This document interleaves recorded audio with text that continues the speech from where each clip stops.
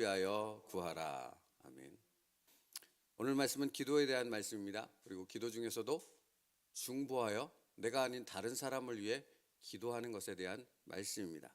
그래서 오늘 본문의 말씀 마지막 부분에 여러 성도를 위하여 구하라 라고 하나님은 말씀하고 있습니다. 사랑하는 성도 여러분, 오늘도 우리의 중보 기도를 필요로 하는 사람들과 가정이 있음을 믿습니다. 근데 여러분 아십니까? 우리의 그 중보 기도가 칠흑 같은 어둠 속에 한 줄기 빛을 간절히 바라는 그 사람과 그 가정이 그를 향해 비추시는 그 하나님을 향해 가리키는 손가락이 바로 우리의 중보 기도라는 겁니다. 아무것도 보이지 않아요. 그러니까 여러분 우리도 경험한 적이 있지 않습니까? 인생 가운데 아무것도 보이지 않아. 어디로 가야 될지 알 수가 없어요. 어떻게 해야 될지를 도저히 생각할 수조차 없는 그런 상황 가운데 갇힐 때가 있습니다. 근데 여러분, 그때 하나님은 분명히 살아계시다는 걸 알아요. 나를 위해 하나님이 여전히 은혜를 베풀고 계시고 당신의 계획을 실행하고 계시다는 것을 우리는 믿어요. 그렇지만 아무것도 안 보이는 그것 때문에 그것이 자꾸 흔들릴 그때 우리의 중보 기도가 그 사람으로 하여금 저기야 라고 바라보게 하는 그 손가락이 되어진다는 겁니다. 여러분, 그러니까 너무 중요하다는 거예요. 우리의 중보 기도가 그 사람에게. 그러므로 중보 기도자로서의 우리는 철저하게 하나님만을 가리키는 손이 되어야 한다는 겁니다. 내가 하나님이 되면 안 됩니다.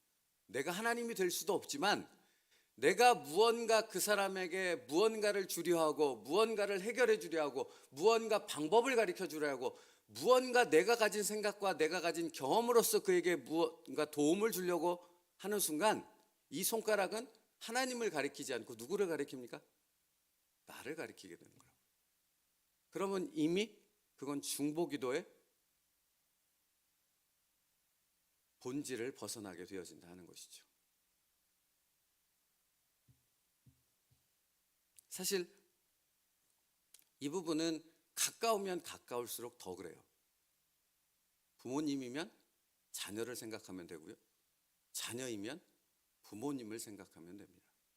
내가 사랑하면 사랑할수록 내게 가까운 사람이면 가까운 사람일수록 정말 전적으로 하나님을 의지하여 맡기고 그분께 중보하여 기도함을 통해 그 사람을 도우시는 하나님의 역사를 봐야 되는데 자꾸만 무엇이 개입이 되죠?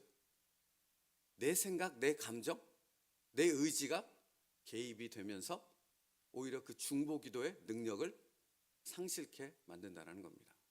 오늘 말씀의 제목이 무엇이에요? 능력 있는 중보 기도입니다. 중보 기도는 능력이 있습니다. 그런데 여러분, 챔버스 목사님이 오늘 말씀하시는 부분 가운데 그 능력 있는 중보 기도의 그 능력이 사라질 수 있다고 말하고 있는 것입니다. 왜요? 내가 하나님의 뜻과는 무관한 기도를 드리게 되어지기 때문이라는 거죠. 전적으로 하나님을 의탁하고 하나님을 의지해서 드려야 될 그 기도가 내가 가진 어떤 것에 내가 가진 생각, 그것을 편견이라고 챔버스 목사님이 표현하더라고요. 그렇죠? 그건 편견이 맞습니다. 왜 그렇죠? 하나님의 생각, 하나님의 뜻을 벗어난 것은 모두 다 나의 편견이 되어지는 것이거든요. 그건 사실은 모든 걸 망치는 것이 되어 버립니다. 뿐만 아니라 챔버스 목사님이 이렇게도 얘기하더라고요. 나와 하나님과의 관계를 깨뜨리는 첫 번째가 그게 되어진다는 겁니다. 그렇죠? 여러분, 우리의 기도는, 이 중보 기도는 누가 역사하시는 거예요? 나예요? 아니요. 내 자녀를 바꾸는 분은 누구예요? 나는 내 자녀를 바꿀 수 없어요.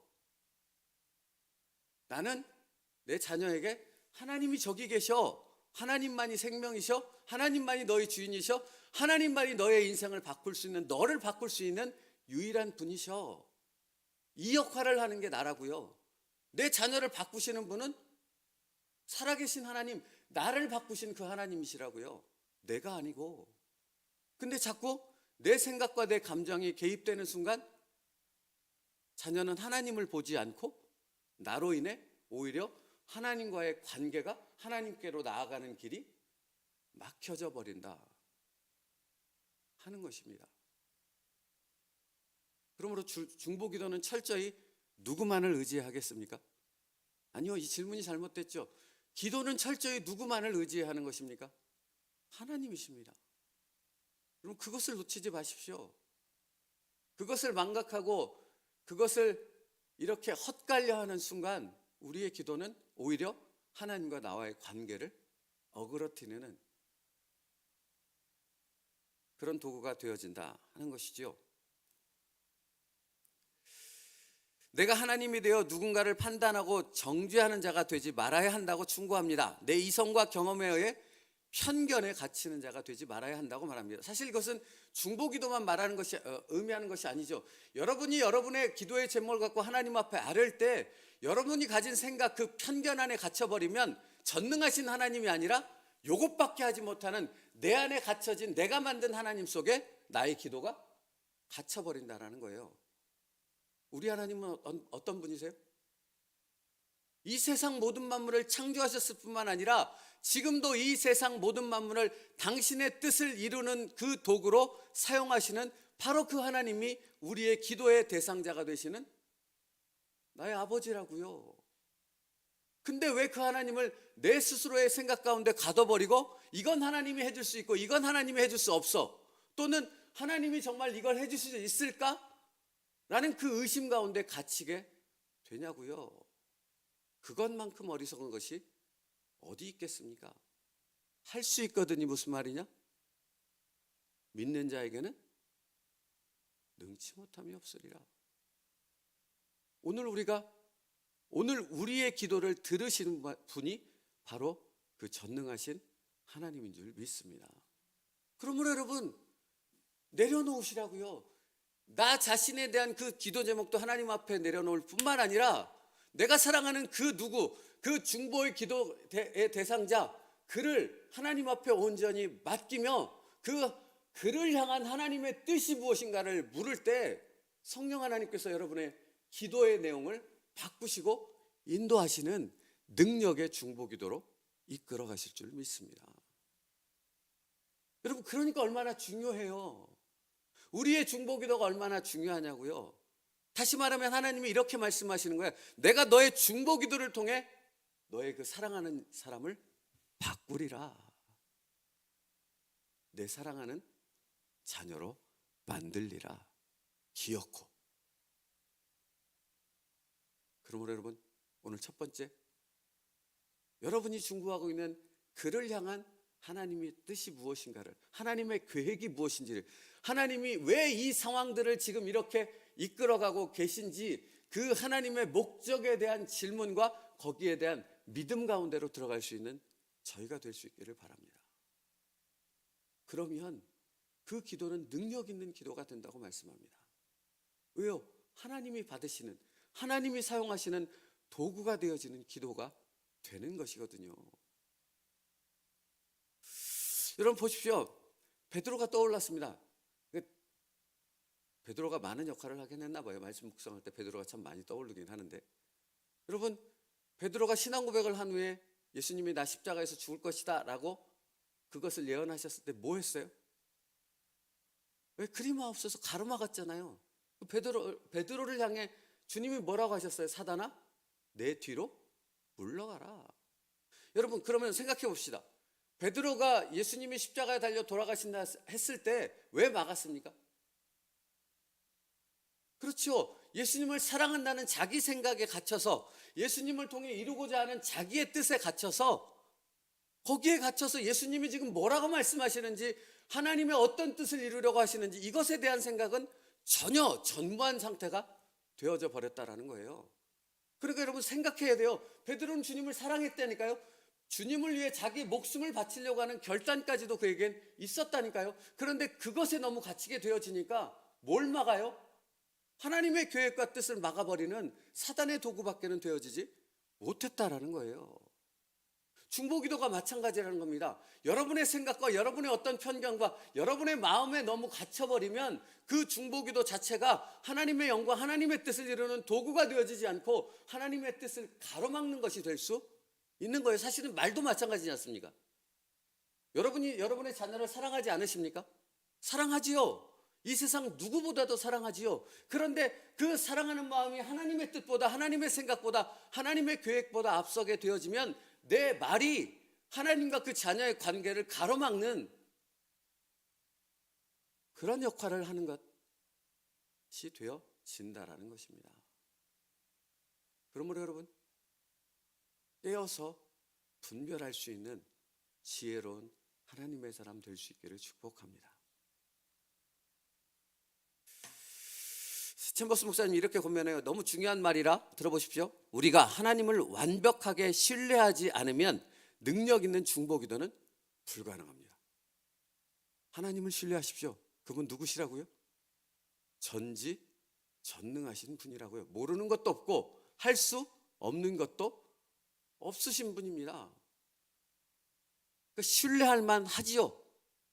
나보다도 더 내 자녀를 사랑하시는, 내 부모를 사랑하시는, 그리고 그를 위해 너무나 놀라운 계획을 갖고 계시며 그 계획을 지금도 실행하고 계시는 그 하나님을 신뢰함으로 내 생각을 하나님 앞에 내려놓고 그 하나님의 생각 가운데 내 뜻을 일치시킬 수 있는 여러분의 중보기도가 되어지기를 축복합니다. 그게 능력인 거예요. 그게 능력. 하나님과 우리의 관계를 가장 많이 파괴하는 것은 개인적 동정심과 편견입니다. 하나님과의 일치가 중보기도의 열쇠입니다 라고 말합니다. 하나님과의 일치가요. 그러니까 여러분, 사실은 기도할 때 무언가 주십시오로 연결되는 나의 뜻을 아뢰기보다 그것보다 먼저 돼야 될 것이 무엇이겠습니까? 하나님, 오늘 내가 무엇이라고 하나님께 기도하리이까? 그때 성령 하나님께서 여러분의 기도 가운데 하나님의 뜻을 이루는 기도로 이끌어 가실 줄 믿습니다.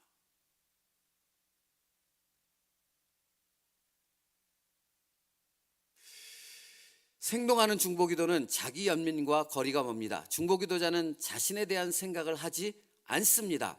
그 이유는 중보기도에는 자신을 고려할 여지가 없기 때문입니다. 기도는 철저하게 모든 것을 하나님께 맡기고 의지하는 것입니다. 그래서 여러분, 빌립보서 말씀에, 이 다음에 있는 성경 구절 말씀에 아무것도 염려하지 말고 오직 기도와 간구로 너희 구할 것을 뭐로요?